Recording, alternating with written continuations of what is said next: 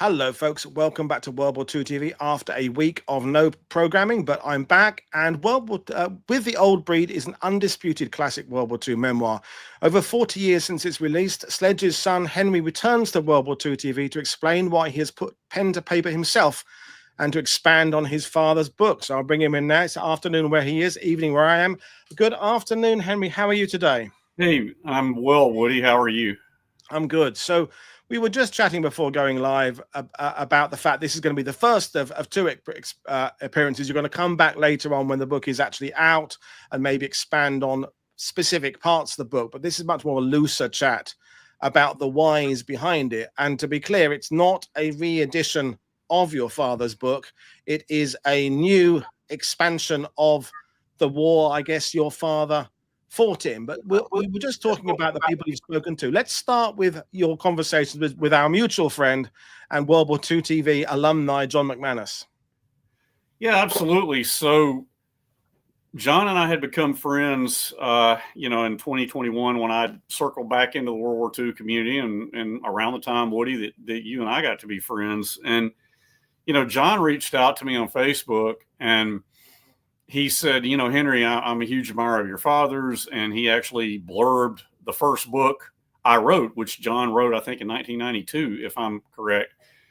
And, he was just reaching out to say hello. Well, I immediately, I knew who John McManus was and because I'd read many of his books. And I immediately responded. We just started going back and forth. And we formed a very fast friendship. And to skip ahead a little bit, I can't answer that question without saying this first. The inspiration for me to write what I have written and to create this book, the nascence of that was in October of 2021. Okay, around that time that I just talked about hooking up with John, my mother and I were having a conversation. And she said, she knew that I was really active in the World War II community and starting to be on podcasts and have conversations and things like that. And she said, Henry, you really need to get access to the original unedited manuscript of With the Old Breed. It's in the archives at Auburn University. It's in closed papers, not just only members of the family can access it, but you need to get your hands on that because I know that there's material that got edited out of With the Old Breed when it got published in 1981. She said there's a lot of material that got edited out of that. And she said, I think with your knowledge of the subject and your passion for it, she said, I think if you sat down and really researched it, you could extract some really interesting anecdotes from that, things that would really add to your father's story. And so I thought about it and I mean, it was this moment of clarity, I guess, an epiphany, if you want to say that. I said, Mom, that you're right. And I mean, the thing is, Woody, we as a family had that conversation before. In fact, if you go back to 2004, 2005, when the Pacific miniseries, which we all know and love, was being created and being written out and being in its early embryonic stages, Hugh Ambrose, who was very involved with that, actually called me because we had met. My family and I, or my mother and I, had been to Hollywood and had a conversation with him and Bruce McKenna at that point. And Hugh called me and asked me, he said, Henry, I would really like to see the original unedited manuscript of your dad's book. Would that be possible? And I said, well, Hugh, the thing is, I cannot answer that question. That is a family decision. I got to talk to my mother. I got to talk to my brother. And so I did. And they both said, let's not do that. Let's hold that back because Hugh was thinking like any, historian would want to think that there's got to be stuff. There's got to be more to the story, despite as great as With the Old Breed is, as much as people have a familiarity and a love for it, there's got to be something that got cut out of that maybe we could add in for a little bit extra context. And so we, as a family, made a decision to not release or not give access to my dad's original manuscript to anybody. And then, of course, the Pacific creative process went on and ran its course and ended up being a very successful thing. But to come back to my inspiration for this, my mother and I had that conversation in October of 2021. And I thought, yeah, getting that manuscript and really going through it and seeing what got edited out would be fascinating, because I had not read every bit of it at that point. You know, I'd read bits and pieces of it, as I have said when I first met you on your show. You know, when I watched him write it as a kid, I had read bits and pieces of it. To sit down and read the entire thing in toto, I had not done. And so I thought, well, you know, that's my inspiration. Maybe there's a book there. Not long after that, you know, I began to form. I had a conversation with Richard Frank, but I had a conversation with John McManus, and I began to formulate this idea of I want to bring this material. First, I've got to see what's there. I've got to, you know, make sure I can get my hands on it, and then decide what I want to use and put that in a manuscript of my own. But how, you know, so it was this creative, like, how, it was not a dilemma, but it was just this, you know, I was in this mind state of how do I do this? I know there's going to be some good material there, but first of all, I've got to get my hands on it and really get familiar with it, get my head around it, and see how I want to do this. My initial thoughts were that I needed a co-author. And I had some various thoughts about that. I had conversations with a couple of people. Richard Frank was the person, and John McManus, both at separate points, had separate conversations with each of them. And both of them said, Henry, you don't need a co-author. You can do this yourself. They both said, each of them individually said, I believe in you, man. You can do this yourself. You don't need a co-author. And so I wrestled with that concept. I talked to my brother. My brother's had 8 books published himself. He's an architectural historian. World War II is not his wheelhouse. It's not his area of expertise, nor his area of passion, but he is a successful author in his own right in his field. And he and I talked about it. And he said, yeah, you know, through the years, I had thought about trying to do something with that material, but he said, it's just not what I'm passionate about. I just couldn't really come to a conclusion on how to go about it. But he said, Henry, you have this passion for World War II, man. You love it. We all know you do. You've got this. And so I sat down. Well, the first thing I did at that point was I had a meeting via Zoom. I had a Zoom call meeting with the archivist at Auburn University. And I had not met the current head of special collections, who it was in his jurisdiction. And here's what you have to understand. We as a family had turned over possession of that manuscript to Auburn. And Auburn University is where I went to college. It's where my dad went to college. You know, they show it in the miniseries in the Pacific. Of course, they call it Alabama Polytech, you know. But my dad had turned all his papers and letters over at Auburn University a few years before he passed away. And then the original actual manuscript, we had given them possession of that, and they had that in their closed papers, as I said, with limited access to people. And they could have said no. Because they had official possession of it and they were the stewards of it. They could have said, we don't want to release that material to anybody because you entrusted it to us. Yep. Your father's book is an American classic, and we want to protect that. And I would have had to have respected that decision had they said that. But Greg Schmidt was the head of special collections. I introduced myself to him, and my mother and I actually did a Zoom call together with him. And I laid my case out and I said, Greg, I feel passionate about this. I want to see my father's original unedited manuscript to With the Old Breed. I want to go through it. I want to research it and extract, and see what didn't get published, to see what got edited out. And he said, look, if the family of Eugene Sledge wants access and possession of the original unedited manuscript, we're not opposed. How can we help? Mm-hmm. And so at that point, they came alongside me and just did a beautiful job of, all right, see you later, man, of helping me get possession of it. And what they did to really, and I can go more into conversation with John McManus too, because we actually had several conversations at this point. They scanned everything and sent it to me as a PDF. All right. I downloaded it onto a thumb drive, took it to a local place where I could get it copied. And bear in mind, this was 820 pages of typewritten material. Okay. When I had it copied and had it printed out, it came out to be 4 coil bound books. Each of these is 200 pages. So this was the original unedited manuscript of what became this.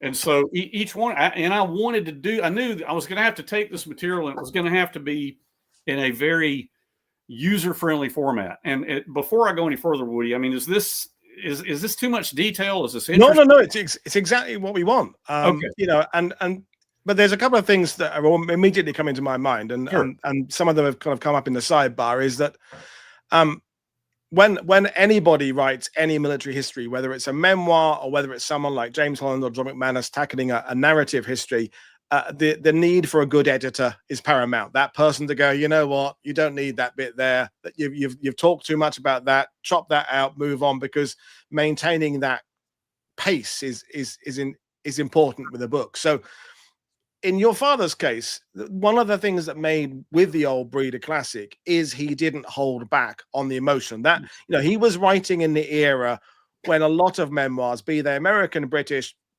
French, whatever, were a bit lacking. They were kind of strong on the I did this on this day, the unit moved through this, but there was a little bit of a lack of, and this is how I felt about that. And there wasn't that visceral, graphic, you know, detailed account of combat that your father gave us. So I'm presuming the stuff that was edited out originally wasn't the visceral detail.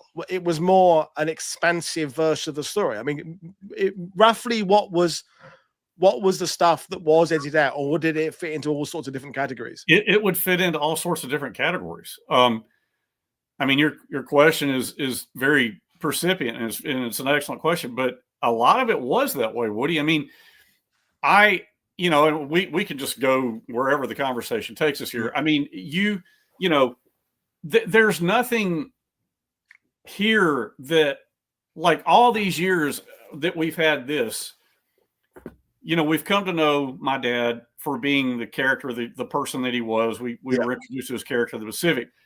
There's nothing in my research and my writing that there are no bombshells here. You know, there's not, well, we thought Eugene Sledge was this. Well, I'm his son and I'm writing a tell-all book. I'm here to tell you that. Yeah. There's nothing like that. I'll give you an example. The landing at Peleliu, which is beautifully portrayed in With the Old Breed. You know, I went through, as I went through, and my process was to go through each of these 4 books, all right, and highlight every single. And I mean, I had that in one hand, a highlighter, and this in the other hand. Mm-hmm. And I went through it. Every sentence that didn't get published, I highlighted. All right. By the time I got through all of this, I went through 5 highlighters. Okay. The stuff that got cut, in some cases, yes, it was verbose, but it was additional texture, additional color, additional detail. I started to use the example of the landing at Peleliu. Again, it's beautifully written With the Old Breed, beautifully represented. Reading the entirety of it and what got edited out, the picture that comes through in my mind was as the LVTs, and he was the second wave ashore. He talks about it With the Old Breed, how they lurch into the back of one LVT and stall out. And Japanese shells start to find the range on them. And then, you know, the driver is frantically wrestling with the gears and finally gets it going. Well, I talk about in the book, my dad told me, you know, Johnny Marmette, who was a mortar platoon sergeant, stuck his Tommy gun through the back window of the driver's compartment and said, if you don't get this goddamn tractor moving, I'm going to kill your ass. And I remember my father telling me that. Well, it did get portrayed that way in With the Old Breed. The other thing that comes to mind is you get a sense in With the Old Breed that they cross the reef and then they're over the reef and they go on to the final run into the shore. He talks about in the unedited, of the stuff that got edited out, it really was this succession of being in the LVT, and they would hit part of the reef and then go down into deeper water. And then they would come up on another part of the reef. And the entire time, the machine is just lurching around. They're being thrown into each other. They're trying to hold on. Japanese mortar shells are just getting closer and closer. And it's just this sense of this extended, like, okay, this landing took longer than it seems like it took in With the Old Breed. Not that we were deprived of any essential detail, but it just changed my perspective on it a little bit. And so he talked about alternately lurching up onto the reef down into deeper water. Then it would grind up on another part of the reef back down into deeper water until they finally got completely across. And that's fascinating, Henry, because one of the things I've found with some of the veterans I know who wrote their experiences is that their sense of time frames can get a bit warped. I remember talking to Donald Baguette, who is the author of another classic World War II memoir, Courier Here, Screaming Eagle in Normandy, when he was talking about the attack on Bloody Gulch in Normandy and field after field and hedgerow after hedgerow. And actually, we showed in the battlefield, it was like 2 fields and 3 or 4 hedgerows. But in his mind, the whole thing had been much longer over much further. Because one of the things, we want to be clear with this new book is it's not just you've taken your dad's stuff and put everything back in and submitted a manuscript. It's all full of your exploration, your examination, you have written your own parts to it. So that process that you've gone through, because you know people like John McManus and Richard Frank, and you've read narrative histories. Not that I'm saying your dad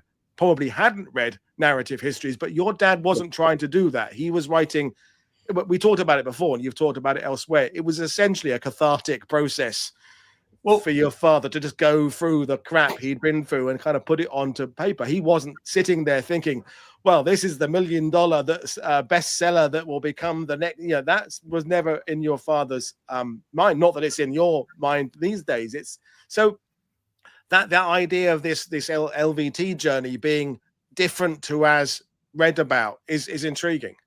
Well, the other thing is the fact that once they got ashore, well, I remember him describing to me, and it's again beautifully portrayed in With the Old Breed. That will stand on its own, ad infinitum. But I remember him describing to me, in the way that my dad talked.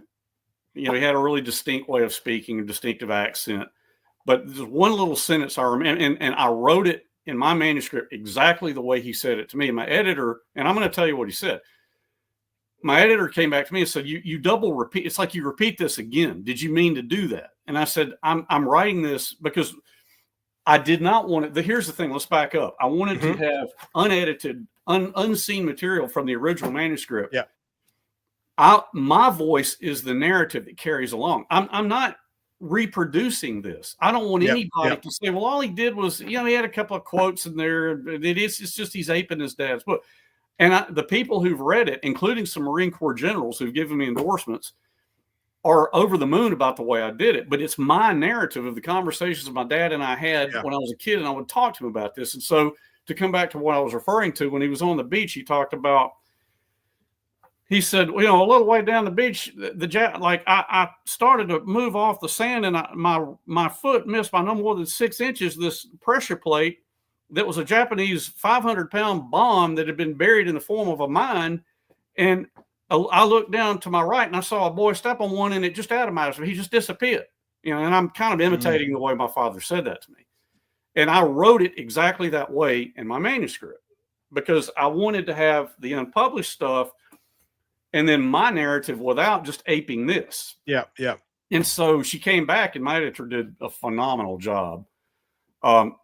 And she came back in the first round of edits that I went through. She said, did you mean to write it this way? It sounds like you're double repeating it. And I said, that is a conversation I had with him. I want to reproduce the feel of it. Because to hear him say it the way he said it, it was really cool. He just disappeared. It just atomized him. It was the way he said it it really grabbed me to hear it.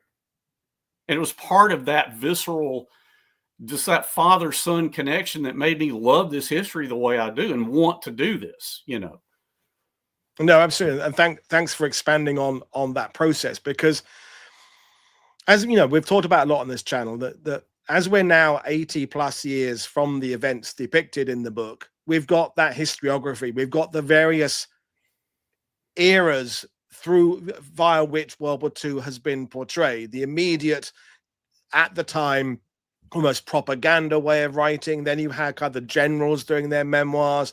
Then you had perhaps the kind of journalistic Colonel Cornelius Ryan, Chester Wilmot kind of age, when it was the people who were there but not participating who took the voices.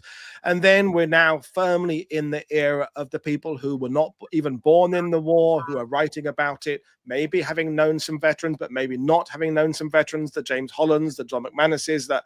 And you know, we're in a different phase now. You know, your father's book was of its time, and that is what makes it classic. But your new approach is, in a sense, to place, I'm putting words in your mouth there, to place your father's experiences in perhaps a 2025 context where people are looking for a slightly different interpretation of World War II, because we have had that experience of 80 years. And also another thing is that your book is going to be read by people born decades after World War II, whereas a lot of the initial readers of your father's book were the men in Company K who were there with him, and the people who'd been through those experiences. So the audience is different. So with that in mind, my question is going to be, did that idea of who the readership is going to be, was that in your mind when you put this book together?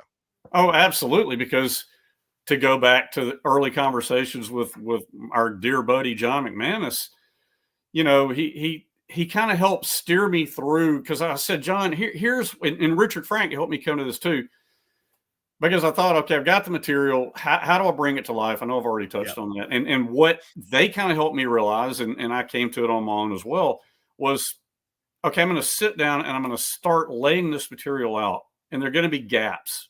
And I'm going to fill in those gaps with my own recollections of the conversations he and I had, because I was just interested in this stuff. And so, if I had a couple of false starts and a couple of things like that. And my mom, who, again, and I dedicate the book to my mom, you know, she was my inspiration. Sadly, she's no longer here. But I had a couple of false starts, you know, but it just, I remember talking to my brother, and I was like, John, I got to get started on this, man. I've got some, and it took me a few months to go through the original manuscript and highlight everything. And once I did that, then I was going to go back through and read it again and just try to wrap my head around it, and just like, okay, I know, and I'm addressing your question here, I know the kind of people I want to appreciate this. I've got to mine out, extract, if you will, the nuggets of unpublished stuff that are going to grab people the most. Yeah. And so, you know, and John and McManus and I had that very kind. He's like, who do you want your core audience to be? And I said, well, I can tell you this. Obviously, I want it to be as appealing as it can be to everybody, but I don't want this. And this is really, and the people who've read my manuscript and done endorsements, I think, I say this humbly, I think I hit my mark. I did not want this hagiographic, just sycophantic hero worship, you know, daddy won the war, because that's not how I saw my father. You know, my dad was a 60 millimeter Mormon who did his job. You know, he didn't get a Silver Star, a Bronze Star. He never got a Medal of Honor. He would have been the first person to tell you that. And so I wanted to write something with a very professional approach, a very scholastic tone to it. You know, I didn't want any of this, daddy told me this and daddy told me that. You know, that's crap. That's just, you know, that's hyperbole, you know, and I didn't want that. I wanted a very matter-of-fact presentation of this with my memories of these conversations. And I told John McManus, I said, I want to write something that people like you, John McManus, and Saul David and Richard Frank and James Holland, and, you know, and people like you, Paul, people would read this and go, okay, I mean, this is pretty cool. He did it right. You know, this Yeah. is not hyperbole. This is not Daddy won the war. And if I can say this, our friends at the World War II Museum in New Orleans, John Curatola, Dr. John Curatola, Yeah, one of my lovely good guy. buddies. Yeah, one of my good buddies there. He and I, my wife and I went over there back in June, and he and Mike Bell and I had a couple of conversations. John and I were having a beer after his work day, the day we got there, and John had read my manuscript. He was one of my readers. And he said something to me, and Dr. Mike Bell said something to me separately, but it kind of said the same thing. But what John said to me, he said, Henry, the thing that was cool about reading your manuscript, he said, you know, your dad like presented this incredible story, but like did not aggrandize himself. He kind of kept himself, his own role in it minimized, if you will. Yeah, And definitely. he said, reading your manuscript, he said, you did the same thing. He said, I don't know if you meant to do that, but you did. He said, it's like you kept your own role minimized. And I said, well, you know, how else would I have done it? I said, I'm glad you say that. But I said, how else would I have done it? You know, this is my book is my dad is a central character of it for me as his son. You know, it's not me. It's not my story. Yeah, I mean, it kind of is. It's my memories of those conversations and things. But you know, why would I aggrandize my own role? I didn't serve in the military. I mean, when I speak to, and I've spoken to Marines a few times now, you know, the first thing I always say is, look, I never humped a pack and a rifle. I've never been shot at. That's the first thing I tell people. You know, I have a lane, I have a wheelhouse. And it's, if you find this interesting or compelling, I knew the guy who wrote it pretty damn well. Yeah, that's an understanding. We've got a great question coming from Mary Brazier, who you may have met at We Have Ways. She's been on the channel. And I just read it as it is. So she says, is Henry's message the same as his dad's, or does he think he has a different perspective, seeing things from a generation on? I think that's an absolutely cracking question. That is a good question.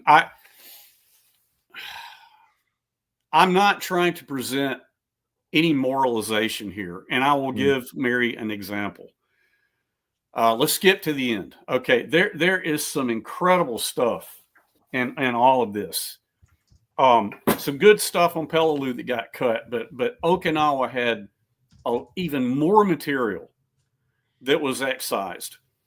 And here's the thing: he was in combat on Peleliu for 31 or 32 days. He was, or 31 days. Okinawa for 81, 82 days. So obviously there was going to be more there. I talk about this. I remember when I was a kid and my dad was telling me about the atomic bombs, or we were discussing the atomic bombs, because that came up every year. You know, obviously there was this self-recrimination, this self-searching. Oh, we were evil for dropping. You know, there's always going to be that.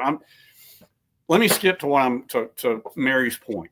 I remember what my father said about it. He was not opposed to the atomic bombs, because if they had not been dropped, he always said, I wouldn't have survived. And so I describe my conversation of the day they were in that rest camp probably up on the Matobu Peninsula in Okinawa, or northern Okinawa, after Kanishi Ridge and after the Japanese after they had been defeated on Okinawa. And he talked to me about seeing the bulletin on the bulletin board where K Company was bivouacked about a special bomb has been dropped on Hiroshima and then another one on Nagasaki, and then the Japanese are surrendering. And we discussed how there was no elation and celebration. It was the sitting around in disbelief.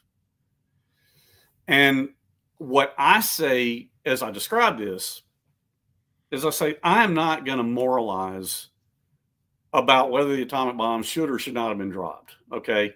That's not my mission to weigh that question. Yeah. My mission is to tell you what I remember this guy saying about it. That was my mission, and that's what I did. And I think it was a pretty cool conversation. I will also address Mary's question by saying people have said from different, from Bruce McKenna and our friends at Hollywood, or friends in Hollywood, to historians like Saul and John and Jim Holland. his humanity, that, Eugene Sledge's humanity is kind of this overarching thing that just shines through in his writing. And I think I can definitely say that I just found even more material to show that. There's so many things I could tell, and I don't want to give the store away, here 6 months out from the book coming out. But I'll offer this little anecdote without saying exactly what I took out of here. Yep. My dad always taught me that when you go through life and interact with people, regardless of their background, their education, their socioeconomic status, regardless of that, they've probably been through something in their life that could teach you something. And so he tried to treat everybody with a great deal of respect. And he inculcated that in my brother and me. And there is a really beautiful anecdote in this stuff that got edited out of another Marine that he became very close friends with. And the guy just had hardly any education at all. And my dad becomes really good friends with him. And the guy kind of confides in him about some things. And, like I said, I hate teasers, but I don't want to give the store away either, You are coming back to do some more details when it's closer, though. But yeah, so just remind people there's a part 2 coming down the line. But so going through this, I'll find a good page that's I don't know how well you can see this, but can you see that some of it's highlighted yellow? Yep. We can see the highlights. We can see the notes in the margin. Yep. Right. So I imagine going through 820 pages of this and highlighting everything that didn't get published. Then I went back and made notes in the margins just with a big pen on the essence of what happened on this page, on each page, just a quick signpost to guide me to what it was. Then I went back later. I made another pass through it after the notes in the margin, and you can probably see some orange brackets in there somewhere. Yep, we can see them. Yep. I bracketed what I wanted to use because and I'm not trying to say, there could be yet another book. I'm not saying that, but there is a lot of material I still cut out, because I just didn't feel like it would really be that gripping, to include it. But I did. I self-edited here. And when I signed with my agent a year ago, and Greg Johnson, he's Adam Makos's agent. Greg's a great guy. He's my agent. And my original manuscript, okay, when I finished writing my narrative and all the stuff that I wanted out of here that was edited out of With the Old Breed, my manuscript was 164,000 words long.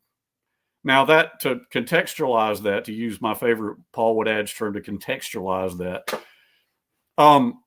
most manuscripts are 100, 110,000 words. I don't mean of a James Holland or a Saul David or a John McManus book. Those are going to be massive books. Your typical book that's going to be marketed and sold is usually 100, 110,000 words, give or take. Somebody out there may be going, oh, that's not true. Well, I'm telling you what, the conversations I had with my agent, he said, Henry, look, man, what you've done here is pretty amazing, okay? And I know you want all your dad's unpublished work to see the light of day. But he said, as your agent, it's my job to help you move this thing. And I assume that's what you want to do. And I said, yeah, absolutely. And he said, 164,000 word manuscript, man, that is going to be, and his exact words were, he said, that's going to be a big ass book. He said, he said, I know you're going to hate doing this, but you probably need to cut it down. And so then when we signed with my publisher, with Post Hill Press, we decided on 110,000 words, give or take, to try to trim it down to that. And so last summer, when my family and I were at the beach for our usual week-long beach trip, in my free time, I'm sitting there going back through my whole manuscript going, okay, this part right here may be a little repetitive. I could probably do without that. To give you an example, he talked about, and he mentions him by name and With the Old Breed, but I've got a lot more information, plus a personal anecdote on one of the demolitions guys named Joe Lambert. And he was a really much loved Marine in K Company. He was a demolitions guy. He was the one who would go up to the caves with his cigar and a satchel charge, and he'd take the cigar, light the satchel charge, and swing it into the cave and blow the cave shut. Yeah. And he was a real big, jovial guy. They called him Cigar Chewing, Smoking Joe Lambert. That was their nickname for him. And my dad talked about in great detail about the way Lambert would swing his chart. I mean, he just went into this exponential detail about the way Lambert did this, because of course all the Marine, they're all hunkered down waiting on him to throw the charge to knock the cave out. So they all see this firsthand.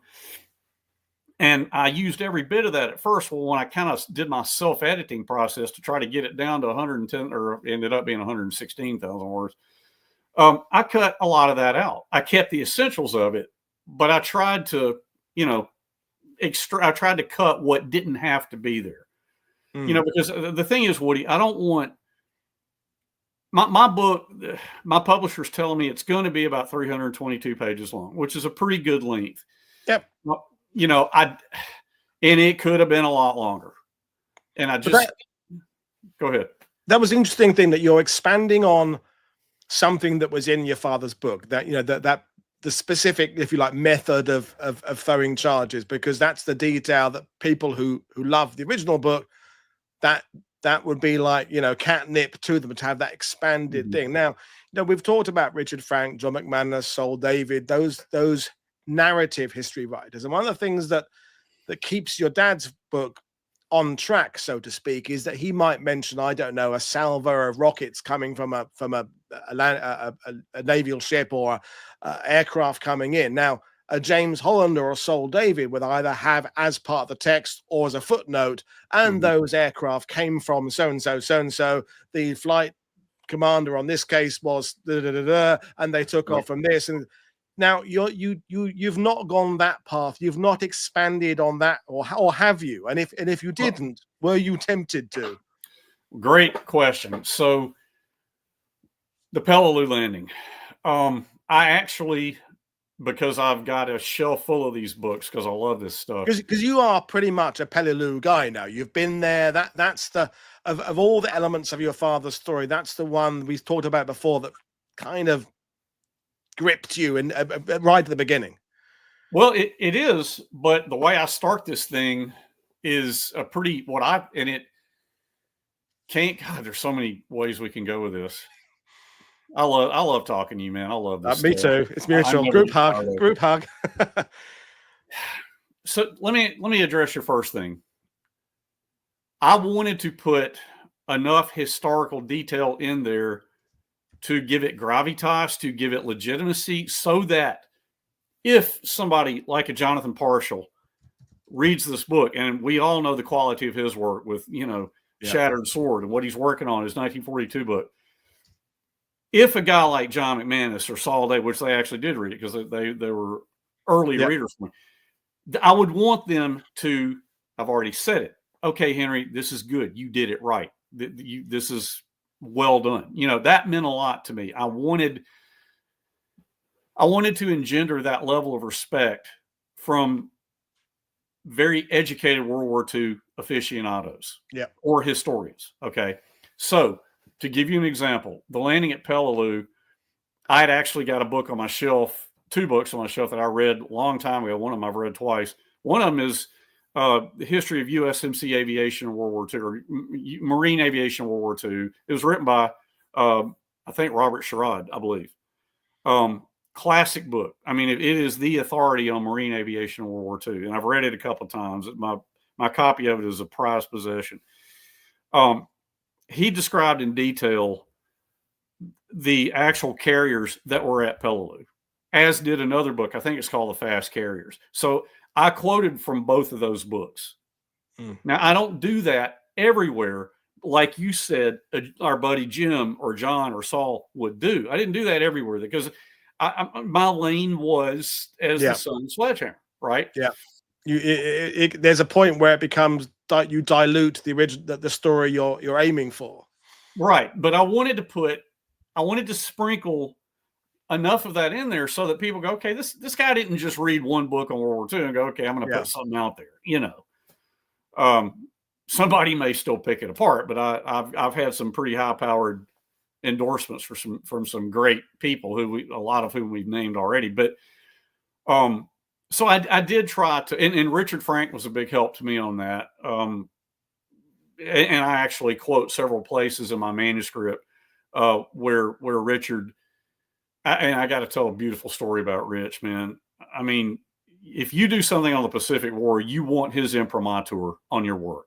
It's essential. Yeah. And You'd be nervous to get it, but you'd want it. Yeah. Yeah. Well, and I wrote to him, I emailed him, and I said, Rich, I finished with my manuscript. I know you're busy. I know you're dealing with a lot of personal stuff, health-wise, which he's doing great, it sounds like, which is awesome. Good. But I said, and I know you're trying to get volume 2 of your epic trilogy, but I said, if you could read this and give me your thoughts, I would be honored and appreciate it. He hit me back immediately and said, Henry, I've been hit with so many manuscript requests that I'm just having to turn them down to get my own work done. But he said, in your case, send it. And I did, and he got back to me, and he said, I like it a lot. And he gave me some great, and his email that he gave me, I actually footnote that in several places where I felt like it added a bit of historical context that just, I hope people will see it, that I tried to do this to the best of my ability. And that's interesting, because we talked about before going live, is that, I think you said it earlier in the show, is that with something like With the Old Breed, it is the Sergeant Pepper's Lonely Hearts Club Band. It is the pinnacle of a Hitchcock film, the best. Don't mess with a classic kind of comes into Exactly. it. But the historians that who've written you these amazing blurbs, and you'll see them yourself when you get more information about the new book, is that they could have just said to you, Henry, just don't touch it. What's the point? Your dad's book was a classic. The fact that they both thought there was something worth adding to it and then appreciated what you did, I think is quite interesting, because it is quite daunting. I mean, I've read memoirs by people who served in World War II that absolutely need a reworking. They need a new edition. They need someone to go, okay, cut this out, add my own great uncle who was on Saw Beach, his own book that he wrote and self-published was all right, but I'm glad people have now used bits of it. Stephen Fisher, thank you. Garrett Graff, thank you for putting it into accounts that came out last year. But the book itself, with all due respect to my late great uncle, it wasn't With the Old Breed. So that process of going to that, you talked about making contact with Richard Frank and your friendship with John McManus. Did it worry you that the whole project was almost doomed to failure because of the fact your father's book was such a classic? I mean, that you must have had butterflies in the stomach when you sat down there and okay, you had that amazing material, but you thought, okay, I've actually now got to unpick this, expand on this, and do this. Absolutely. I mean, I still feel that. And to you made a great point. You said, don't mess with a classic. I'm glad you said that, Woody, because one of the conversations I had with my older brother, before I sat down to take this on and do it, I said, well, John, my brother's name is John. I said, I'm starting to mine through it and see the stuff that got cut. And then there's some cool stuff here. This is all great. Do we do an annotated version of this? You said, do we rework it? And he said, look, hang on. He said, okay. And he's, like I said, he's published 6 or 7 or 8 books. He said, there is a saying in the publishing world, do not mess with a classic. And I said, oh, okay. With the Old Breed is doing fine. Yeah. It doesn't need Henry Sledge to rework it. It doesn't need the youngest son of Sledgehammer to take it and go, wait a minute, down for maintenance, going to redo it, going to rework it, rebuild it. Here it is. No, I would never do that. And that is not what I have done with my book.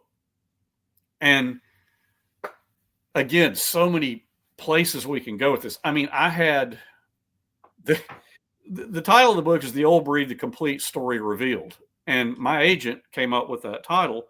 And there's a reason he came up with that title. I had another title picked out, just like my dad had another title picked out for With the Old Breed. And I wanted to call it Out of the Abyss. And and I'm not trying to compare my title to the title my agent picked. My agent picked the title that it needs to have. And he said, look, Henry, and I explained to him why I wanted to call it Out of the Abyss. He said, look, man, that's beautiful. He said, that's beautiful. I get it. But he said, again, my job as your agent is to help move this thing to the best place it can get to. Yeah. And if we call it The Old Breed, The Complete Story Revealed, a father, a son, and how World War II in the Pacific shaped their lives. He said, I'm telling you, I feel like that's going to check the boxes we need to check to get people on board with this. And he's right. I mean, he's been in the business a long time. He has this perspective I don't have. But to go back to what you said about butterflies in the stomach, I mean, absolutely, because there have been, and I'm not going to, there have been memoirs written by granddaughters or grandsons or sons or daughters, or, of some very high profile World War II people. I'm thinking of one in particular, but I don't want to call it out, that our buddy James Scott has written on the subject. I will just say that. And one I'm thinking of was not real well received. And I just, my wife tells me that I'm unnecessarily worried about it when I look at, I don't think that Richard Franks and Saul Davids and I mean, James Holland wrote this incredible blurb. I don't think these people are saying these things to just pat me on the head and go, okay, Henry, good job, good try. I think they really are pleased with what they've seen. I'm saying this humbly. Okay. We get it. Yeah. And I think that comes back to what I was saying earlier about the fact that in the last few years, you have had, in some ways, a wider experience in terms of sharing history than your father did. Your father had the actual experience of being shot at and lugging a mortar over Peleliu and all that kind of stuff. We can't take that away from your father. But your father also lived in a different era, he kind of caught the beginnings of internet towards that part of his life, but not in the extent that the way podcasts can reach everybody now, and that we have ways you met people from all corners of the globe and meet historians. That's the difference. It's not the fact that the title of the book is The Father and Son. It's your experiences as well as your father's and how they link together, and how your process of understanding it has informed the writing of the new book. Absolutely. Because at the heart of this was the relationship that I had with him. And I think his humanity shows through in the stuff that I extracted that didn't get published. And then I had, I think, many anecdotes as his son that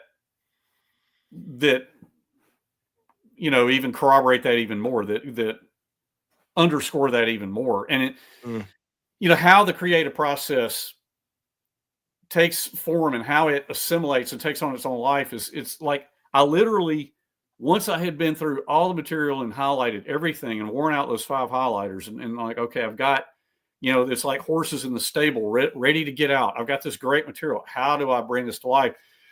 And the way that I started, again, don't want to give it away. I'll just say that there's some really powerful stuff from the Okinawa material, but something came to me at like 3 o'clock in the morning. I just woke up and I thought, I got to go downstairs and bang that out on my computer. And it was something that it was in here. Okay. And I don't present it like, hey, this didn't get published. I don't present it that way. I try to craft it very carefully so that I'm not just reproducing what did get published in this little way that I kick it off. But I think it was something that I remember he told me when I was really young.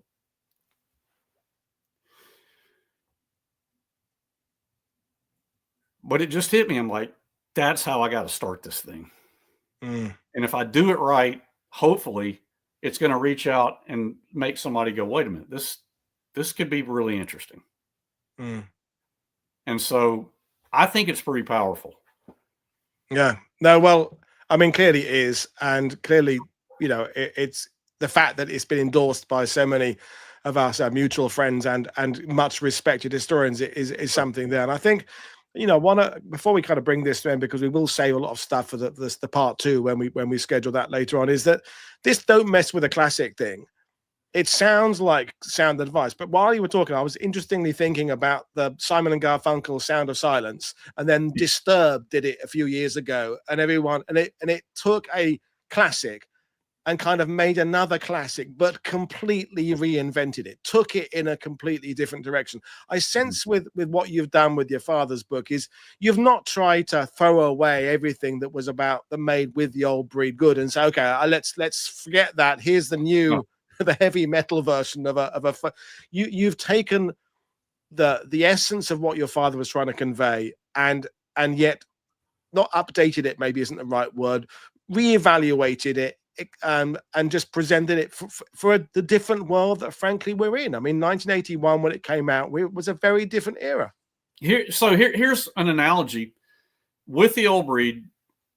Here's with the old breed. Here is his timeline. Okay, he enlists. He goes to Peleliu, Okinawa. That's immutable. That will always be there. And so again, like I said, I didn't want to just reproduce that. What I crafted my book. And I wanted it to meld together like this. Yeah. Each one can stand on its own. Obviously, my book is going to make more sense if you've read with the old breed, and I don't know how, I'd love to think that some random person who doesn't know that much about World War II history, and they're going to go to the beach for a week and they're just like, I got to find something to read. Well, let's try this. I'd love to think that they could take my book and go, okay, wait a minute. Yeah, this is great. But I got to be honest. I mean, it is, in the words of our buddy Jared Frederick, it's a legacy project. And it's probably going to resonate the most with people who have a familiarity with this history, people who have a familiarity with my dad's book. It just, there's no way to get around that. Yeah. I mean, I know we talked about this I think the first time and the second time, is that you on the channel, and you've talked about being on with Jared Frederick, and you've been on numerous podcasts and your own podcasts, and that your father's book had that impact at the time, and also that kind of drip effect where a book like that doesn't become a classic overnight. It's right. Sort of there's this sort of percolation effect where it sort of sits there and spreads around there. But your father, and indeed your family, must have been receiving and still receiving correspondence from people who discover it for the first time. So you've talked about the 4 bound volumes of your father's original material there, which is fantastic. But did you put anything in from the correspondence you received over the years? I know your father was in contact with a number of K Company guys, of course, so that's how the book came together. But there must have been other people. How much of that did you include in the new book? Great question. Man, it's like your questions are they're awesome, because I've got the perfect answer for that. I go back to Okinawa and cigar smoking Joe Lambert, smoking Joe Lambert, the demolitions guy, as was said in With the Old Breed, as people who are really familiar with that history, he did not survive Okinawa. Yeah. I bring something into my manuscript that was really an incredible, and I've probably told this story on podcasts before, to be honest, but I was able to write it out in long form and really bring it to the fore. But it was around 2003, 2004, I got a phone call one day from his son. And the guy said, are you, Mr. Sledge, you related to the Eugene Sledge who wrote With the Old Breed? And I said, yes, sir, I am. Well, to hit the high points of the conversation, Smoking Joe Lambert was married, and right before they shipped out for Okinawa, he went home on leave or furlough, whatever, to visit his wife one more time. Ended up being the last time, sadly. This man who called me that day was the result of that. He was Smoking Joe Lambert's son, and he had never met his father.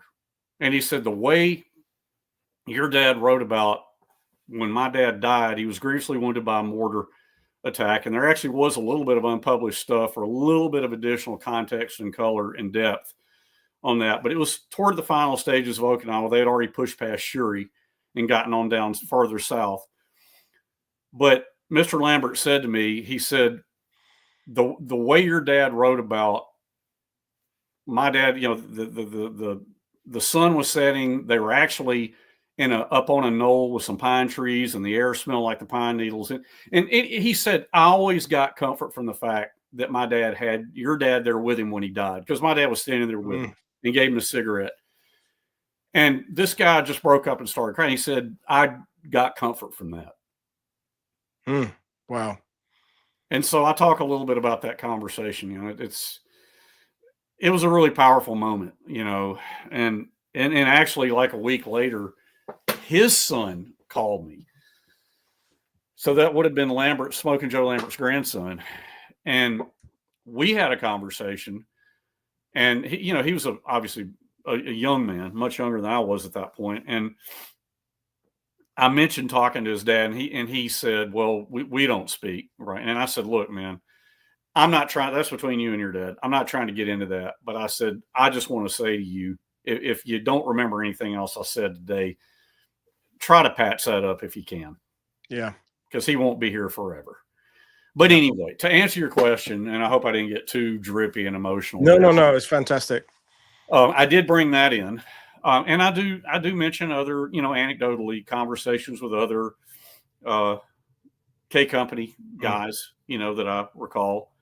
And a lot of them, you got to remember, Woody, I mean, some of these, I mean, I was a teenager, you know, I didn't have, I mean, I had an interest in it. I had conversations with my dad, but I didn't have the level of understanding that I grew to acquire, you know, as I got into my 30s. And like I was 35, I think, when I went to Peleliu in 99. I think I'm doing the math right on that. You know, I didn't have the understanding of it as a much younger kid that I had later, you know. So, but yes, I mean, I drew from as many aspects as I could, personal anecdotes and the stuff that didn't get published, and things that he mentioned of correspondence with K Company vets. I haven't seen many questions. I hope usually there are a lot. I think people spellbound. A couple people asked about whether it includes expansion on your father's time in China, and is there expansion on your father's time as a scientist?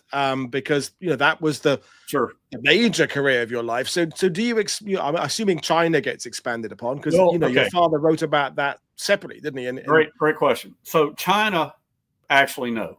Okay, I don't get into the China experience because I did look. I reread this so many times to just try to immerse myself in and not reproduce stuff that was already produced. The China experience was China Marine. Okay, I did not expound on that a little bit, but not much. The second part of that question, absolutely, because a part of this is my memories of, and this was the thing, and this is a great time to segue into saying this. The people who read my manuscript, you know, the James Hollands and Saul Davids and Richard Franks and John McManus, you know, and other people, the thing that they said to me, Woody, I thought they were just going to say, well, yeah, you did a good job of all the stuff that never got published. That's great. Thanks. Now we get to see that. That's awesome.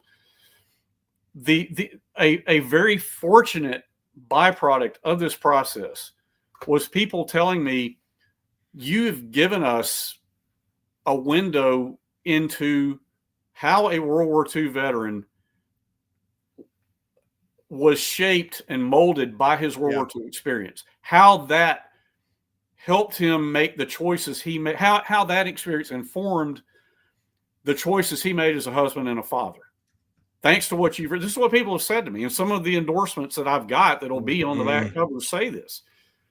What you've written here shows us that in a way that we haven't really seen it. And I'm not trying to say that I've done something nobody else has done. I'm not saying that. I'm just telling you what people said to me. And so, I mean, I read these things that people said, and I'm like, okay, that's really cool. You know, because I really wasn't trying to strike out and do that, but apparently people my readers, you know, who read the manuscript came back and said, this is pretty powerful. And so, so his experience, his life as a scientist very much comes through. And I've got some great anecdotes about that. Brilliant.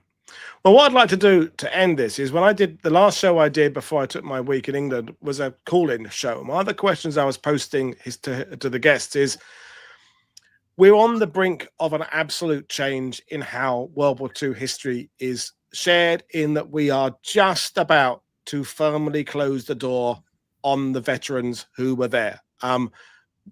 There's even been, kids of veterans who've passed away in the last few years. So speaking as not just the son of Eugene Sledge, but as someone who is a self-confessed World War II buff, but you've got skin in the game, so to speak. What are your thoughts about this changeover of passing the torch on? Because you're a son now continuing your father's legacy, but you've got one foot in the James Holland, John McManus camp of you could have done this book, although it wouldn't have been as good without being your father's son. So just generally, have you got thoughts about the fact we're entering, you've got kids of your own as well, and they're the way they will draw history in. What are your thoughts about this era we're entering or leaving?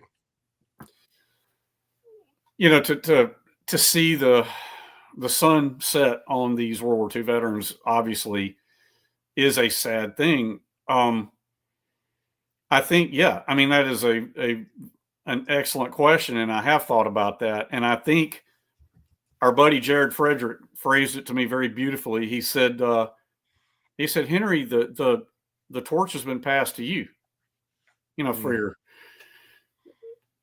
your father's legacy, to speak about that.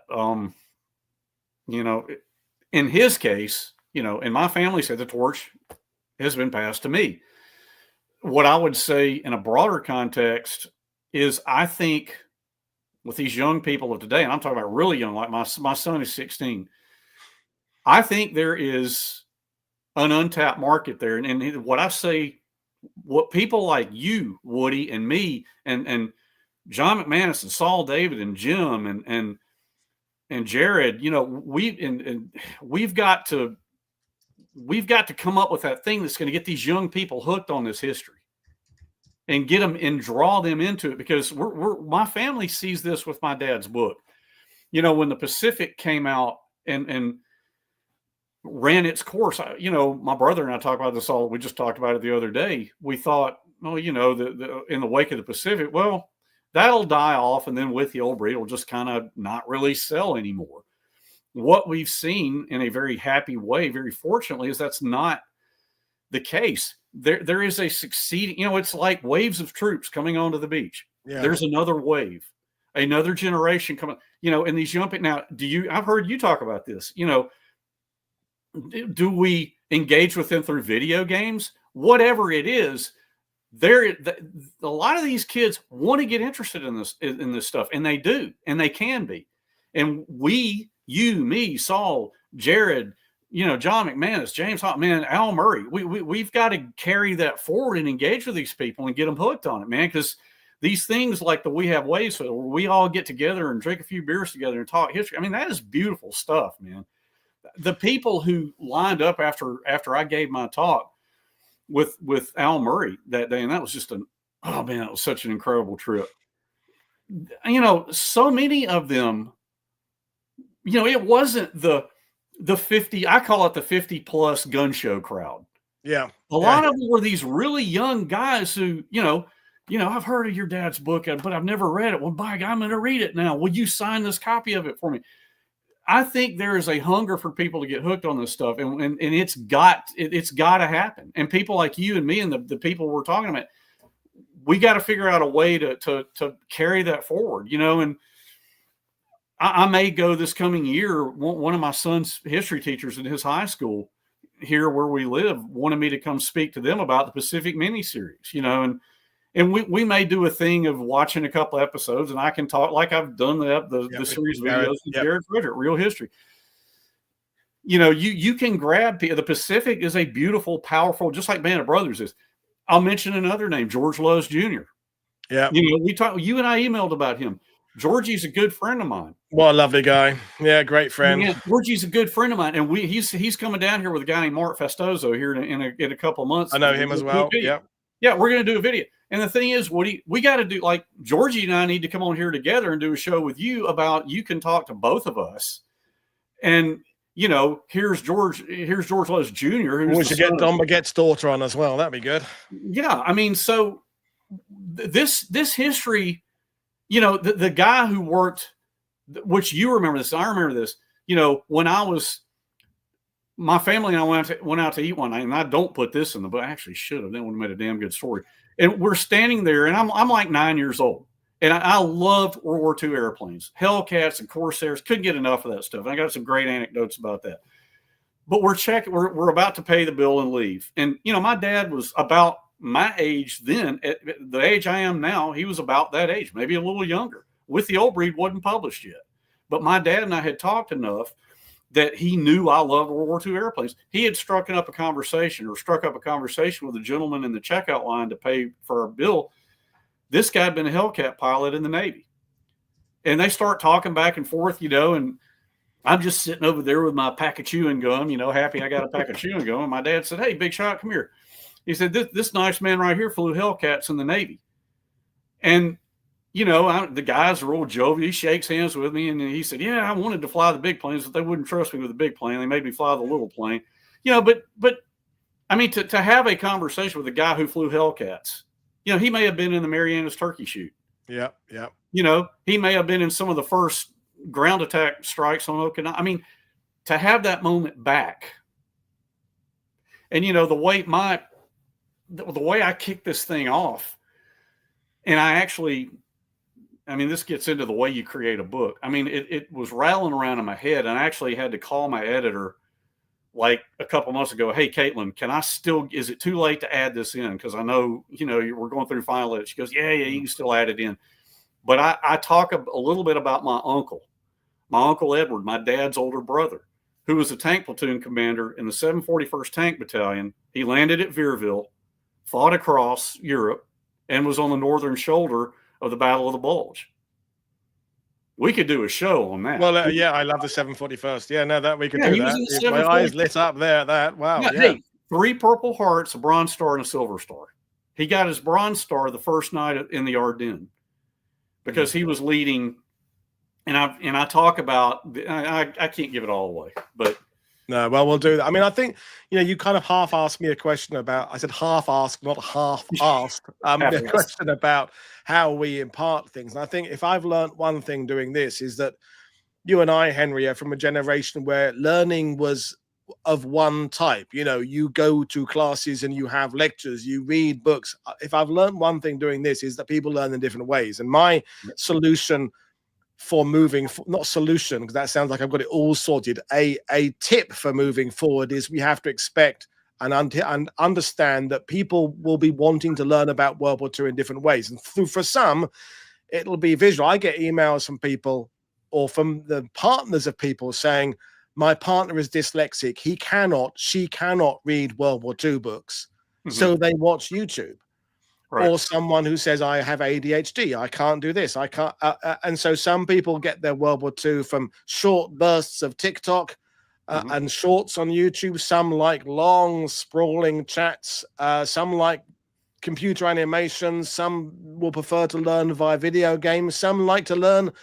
I had someone the other day suggesting that I consider the viewers who use YouTube to get to sleep. Consider the fact that some people are using it kind of overnight. I was like, well, that's not my primary audience. Right. You're using World War II TV as a cure for insomnia. But I think that's the way we've got to go forward. You know, your dad as a scientist post-war, science is all about finding new things, isn't it? It's about, we think we know this, but there's more to know. And I think that the lesson now is that a World War II veteran writing his memoir was a fantastic tool back then when we A, had World War II veterans, and B, that was the only course open to them. But now we've got other ways of sharing stuff. And I think visiting places, video, that's my suggestion, is that we think about a broad front strategy, to quote Eisenhower. Well, yeah, I like the reference to broad front strategy, but you're absolutely right, Woody. But I also want to say, let's encourage these young people to never stop engaging. Never stop actually using books, though. Definitely, never stop using books, because let that let that be part of it. If you want to Yeah. watch TikTok videos, you want to watch YouTube, that's great. Do that, you know, but sit down with a book, engage with that too. You know, let that be part of it. And can I say one last, I know you're trying to wrap it Please up. do. Yeah. If you'll show, I'm sure, well, you did that beautiful little thing that talked about, you know, the Old Breed, the Complete Story Revealed, Part 1. You show the cover of my book.